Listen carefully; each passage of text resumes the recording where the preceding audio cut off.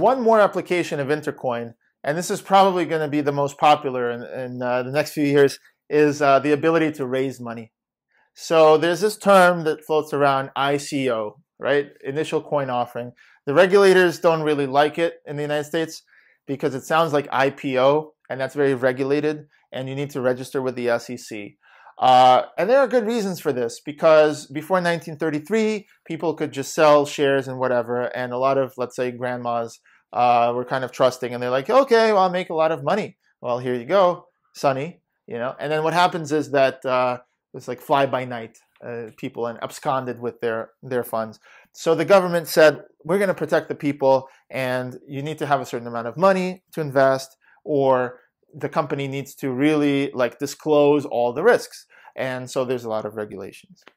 So we sort of have an interesting thing. That's in the United States. Swiss regulators said ICOs are basically, you're issuing tokens. They have characteristics of a utility, where you might use a token to get some file space in a hard drive, or access to this guy's concerts or whatever. That's utility. Then you might have aspects of a currency, where you primarily use it to pay each other, okay? Like in-game currency, like a Half-Life, right? And it could also be something where it's really a security, where there's a common enterprise, and if it succeeds, then everybody wins and they get the shares, right? The shares go up. But if it doesn't win, then it goes to zero. So Swiss regulators took a nuanced view like that. The US regulators are, you know, there's a US court system that had a case, Howey, the Howey Test. Basically, that test decided three things: that if something there's a common enterprise that's not controlled by you, but it's controlled by these other people, the promoters, and there's basically expectation of profit, that you're being sold on the fact that this thing could potentially be the next big thing, or you make money.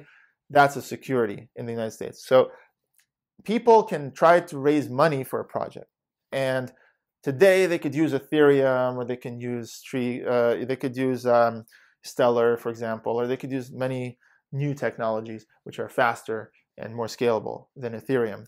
But at the end of the day, they also need to work with regulations, and they might have to pay taxes on it depending on the jurisdiction. So today there's a lot of uncertainty. Intercoin solves three things for ICOs.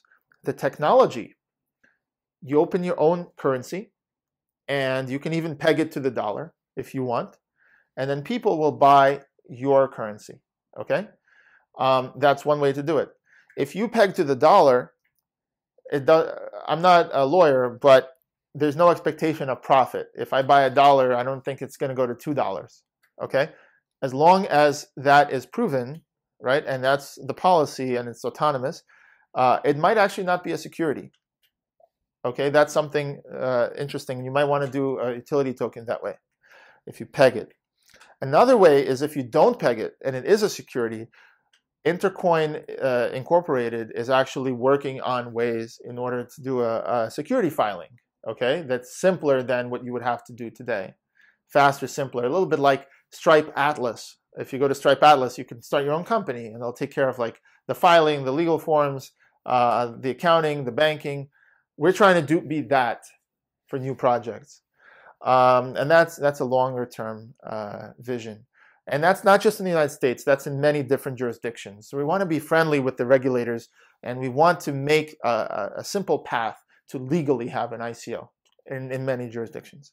Another thing is the technology has to be scalable, because once people get your currency, they might want to actually pay with it. They might actually want to move it around really fast. And Bitcoin doesn't allow fast movement. Ethereum doesn't allow fast movement. Maybe one day they will speed it up, and they'll have Casper, and they'll have all this stuff. But even Casper is proof of stake, still leader based. It's still one computer has to know about all the transactions. You want something that is sharded. And if you look at Ethereum and their sharding plans, they're kind of really, really complicated. I hope they do it one day, but they started with an architecture that's really, really hard to scale. So we make sure to have an architecture that's scalable from day one, that is able to handle a practically unlimited number of transactions if each community has its own. Just like the internet can handle an unlimited number of emails, between people, theoretically, the same way, because it scales, because many different servers. Each one is in its own community. And also, taxation. It's not clear whether your ICO is a product that you're selling and then you have to pay taxes, like in the United States. Maybe there'll be an amendment where there'll be an exception, like there is for equity. But what if you could make your tokens equity? In other words, you're selling shares in your new enterprise, and it is a security, okay? So you would have to register that. However, if that is the framework, there's an exception on the congressional level. Now, next year, we might not need this, but if you are able to take your tokens and make them behave exactly like equity in the event of liquidation, the equity holders get, your enterprise, then you might not have to pay taxes. Just like a company that's raising money with equity, you might actually be able to tokenize your equity. So if we're able to build all this, we could have ICOs become a thing.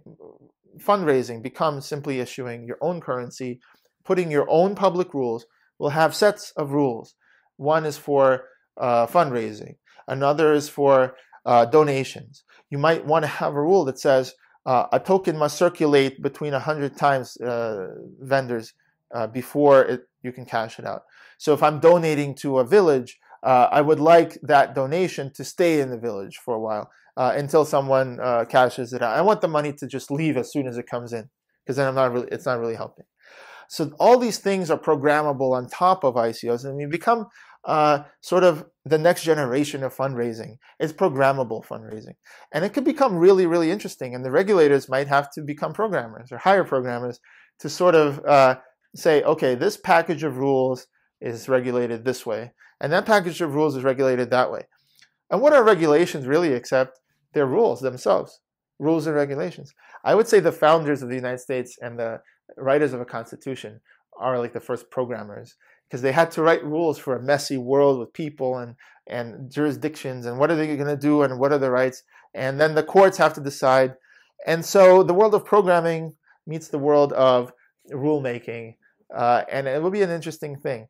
But that's something long-term that we want to do. For the time being, if you're thinking of doing an ICO legally and you want somebody else to make sure to take care of the regulations and flag every little thing, we're building a product for that. Instead of you looking over your shoulder and being like, oh, what's that? Oh, is the SEC? Is the IRS?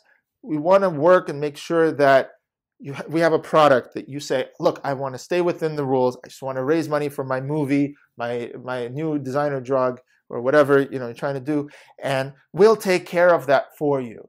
I suspect in the future, a lot of companies will do what we're planning to do. But someone has to do it. Along with all the things that your currency will have in terms of programmable ability and apps, it'll also be hopefully legal for a lot of jurisdictions. That's the product that Intercoin sells. It's an enterprise play. It's a new type of financial instrument that is programmable, and it's hopefully going to be loved by regulators because it's a little bit like any other technology, like printing or the internet, where eventually it's embraced and then it's incorporated into the regulatory structure. So I think this is the future, and it's a programmable future, and it's one where each individual person, community, developer, startup can contribute and make it better. And that's the vision that we have.